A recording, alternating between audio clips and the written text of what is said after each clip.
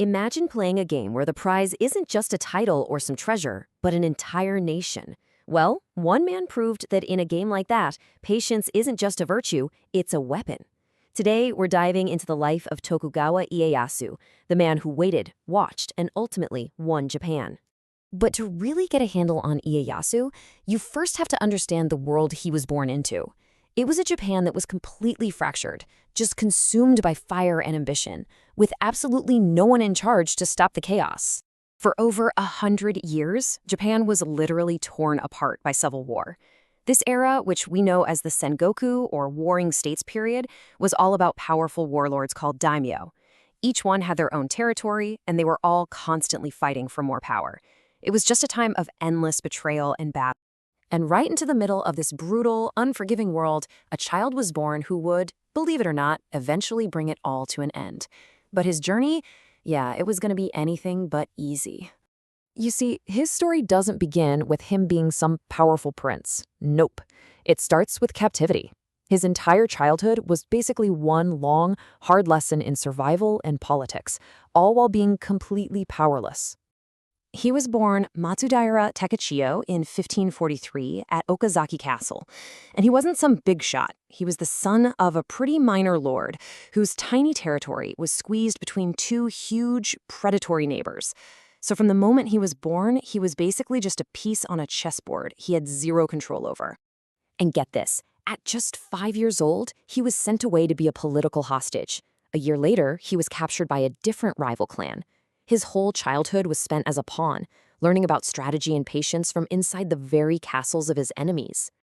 And the reality of his world was just brutal. When one clan threatened to execute young Ieyasu, his own father refused to break an alliance to save him, saying that the sacrifice would prove his loyalty. That's the world Ieyasu had to figure out how to survive in.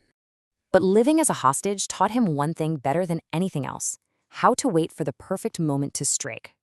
And when that moment finally came, he seized it. Now, Ieyasu was one of 3 incredible men who would bring the Sengoku period to an end. You had Oda Nobunaga, who was just this force of nature, all fierce ambition. Then there was Toyotomi Hideyoshi, a master of cunning and diplomacy. But Ieyasu, his superpower was his unbelievable patience and this focus on the long game. And you know what? He would outlast them all.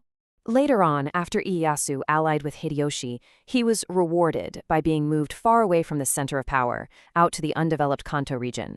But what looked like a demotion was actually a golden opportunity. He quietly turned the tiny fishing village of Edo into his own personal fortress, building up his money and his army, while all his rivals were busy fighting each other back west. So what was the grand prize in all of this? What were they all fighting for? The title of shogun, the military dictator of Japan. Sure, the emperor was the divine figurehead, but it was the shogun who held all the real power. That was the prize. So, after Hideyoshi's death in 1598, the peace in Japan was, well, it was fragile. He left behind a young son and a council of powerful lords, including Ieyasu, to rule in his place. It was basically a power vacuum just waiting to explode. The stage was set for one of the biggest, most important battles in Japanese history. You had 2 massive armies, an Eastern army loyal to Ieyasu and a Western army led by his biggest rival. We're talking about 170,000 soldiers about to clash. The fate of the entire country was hanging in the balance. And it all came down to this one moment, the Battle of Sekigahara in 1600. This is where Ieyasu's years and years of patience and secret deal-making paid off big time. In the middle of the battle, key enemy commanders, guys he'd been talking to for months, suddenly switched sides. The Western army just collapsed, and Ieyasu walked away with a total, crushing victory. In a single day, the former hostage became the undisputed master of Japan.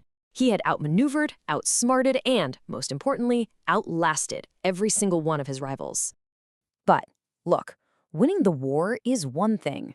Now Ieyasu had to do the really hard part, build a peace that would actually last, something that had seemed totally impossible for more than 100 years. 3 years after his victory, it was official. The emperor named him shogun. He was now not just the most powerful man in Japan, he was the legitimate ruler, the founder of a whole new dynasty, the Tokugawa shogunate. And where did he set up his government? In Edo, of course, that little fishing village he'd been patiently building up all those years. He turned it into the new political capital, laying the groundwork for what would one day become the mega city of Tokyo. And how long did his new system last? For over 260 years. The Tokugawa shogunate started the Edo period, an era of peace and stability like Japan had never seen before. The century of war was finally, truly over. Ieyasu himself died in 1616, having built a system of rule that would last long, long after him. He was even deified after his death, given the title Great Gongen, Light of the East. I mean, from a powerless hostage to a literal god, his journey was finally complete. So that leaves us with one final question to think about. For a man who mastered the art of war in order to end all wars, what's his greater legacy? Is it the cunning strategy that won him the battle, or is it the patient statecraft that built a peace that lasted for over 2.5 centuries?